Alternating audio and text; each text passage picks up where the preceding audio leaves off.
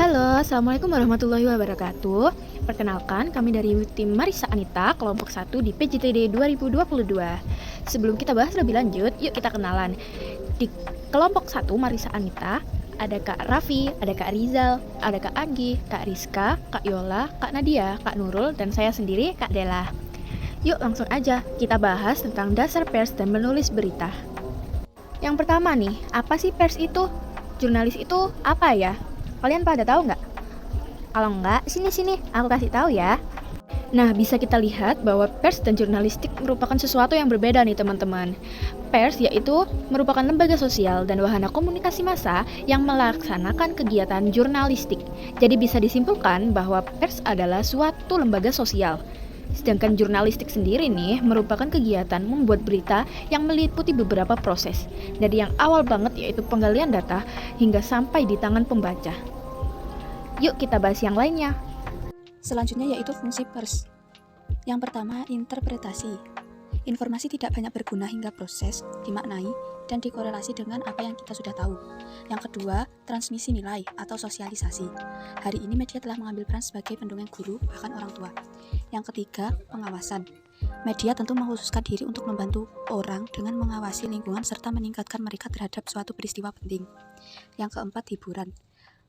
Yang berarti memberikan kesenangan kepada masyarakat sebagai upaya relaksasi dari kejenuhan yang masih bersifat mendidik dan tidak melanggar nilai-nilai agama, moralitas, dan hak asasi manusia.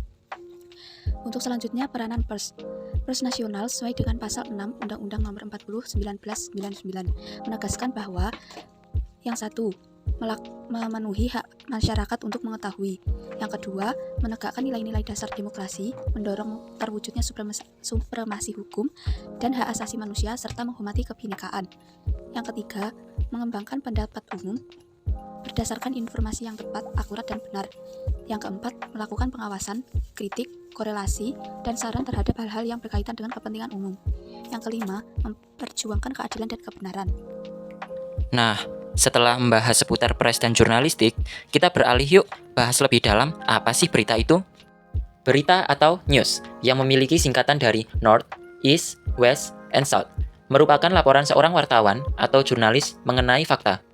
Karena pada dasarnya berita adalah laporan fakta, maka objek beritanya adalah fakta. Fakta dalam jurnalistik dikenal dalam beberapa kriteria, yaitu 1. Peristiwa, yakni satu kejadian yang baru dan hanya sekali terjadi, serta tidak dapat diulang kembali. Kedua, kasus, yaitu kejadian yang masih berjalan dan berproses. Setiap peristiwa melahirkan peristiwa berikutnya. Yang ketiga, fenomena, merupakan kasus yang tidak terjadi hanya batas teritorial tertentu. Artinya, kasus tersebut mewabah dan terjadi di mana-mana. Pedoman dalam menulis berita harus memiliki rumusan 5W plus 1H, yang meliputi where, what, who, when, why, and how. Baik, pada slide sebelumnya sudah dijelaskan tentang bentuk penulisan berita. Nah, selanjutnya akan menjelaskan apa saja sih 12 komponen berita itu. 12 komponen berita itu diantaranya adalah 1. Kedekatan, 2. Bencana, 3. Konflik, 4. Kemasyhuran, 5. Dampak, 6. Unik, 7. Baru, 8. Kontroversial, 9. Human interest, 10. Ketegangan, 11. Penting, 12. Besaran. News values atau nilai berita adalah kriteria yang digunakan untuk mengukur sebuah informasi layak yang untuk diberitakan.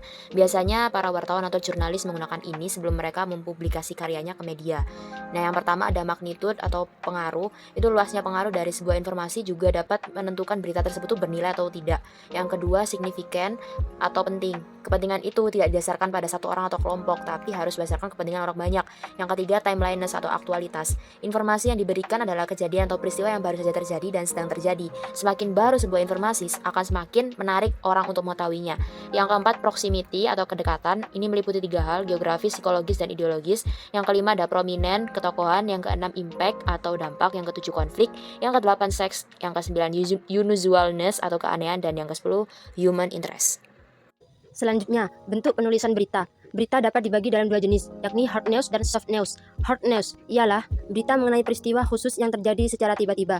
Informasi yang disampaikan sangat penting. Hard news dibagi menjadi 2 jenis, yakni 1. Straight news, 2. Depth news. Selanjutnya, soft news ialah berita yang berisi informasi pendukung dan nilainya di bawah hard news.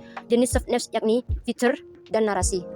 Adapun berita dibagi menjadi dua, yang pertama adalah straight news. Straight news adalah berita yang harus segera mungkin disampaikan kepada publik dan berada di halaman utama, dikarenakan tidak berjangka waktu panjang dan tidak dapat terulang kembali. Materinya berisi kejadian langsung dan berisi fakta yang berat. Judulnya pun harus serius dan menarik. Struktur dari straight news berbentuk piramida terbalik, dikarenakan di paragraf awal harus mengandung inti berita penting agar pembaca bisa langsung mengetahui isi berita. Paragraf selanjutnya berisi informasi pendukung dari paragraf pertama. Yang kedua adalah deep news. Deep news adalah pelaporan jurnalistik yang bersifat mendalam, tajam, lengkap, dan utuh tentang suatu peristiwa fenomenal atau aktual. Deep news memiliki struktur unsur balok tegak, deskripsinya analitis, lenggang cerita mengikat atau berkesinambungan antara paragraf sesudah dan sebelumnya, dan lebih mendalam untuk menguraikan fakta. Laporan mendalam dan berita mendalam adalah sama-sama bentuk pelaporan investigasi. Laporan mendalam atau sering disebut in-depth reporting. Dalam peliputannya, jurnalis membongkar persoalan sedalam-dalamnya untuk memperoleh fakta sebelum ia berhasil memecahkan persoalan yang diliput banyak hal yang harus diungkap dini kebenarannya dan seterusnya, sehingga memerlukan kecermatan, pendalaman pemahaman atas persoalan, dan juga waktu panjang dari durasi tulisan laporan mendalam sama-sama berkesempatan untuk menjadi running news atau berita yang bersambung. Features dan narasi. Apa itu features dan narasi? Features atau narasi, yakni berita kisah atau cerita pendek non-fiksi.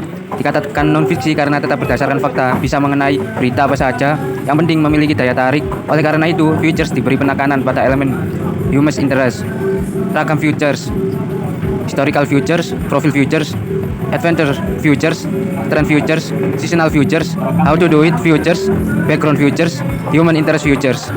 Nah, sampai sini kami harap teman-teman semua dapat memahami apa yang kita sampaikan tadi nih. Semoga apa yang kita sampaikan tadi dapat bermanfaat bagi kita semua. Yuk, kita saling berbagi informasi dan ilmu tentunya. Terima kasih banyak. Wassalamualaikum warahmatullahi wabarakatuh.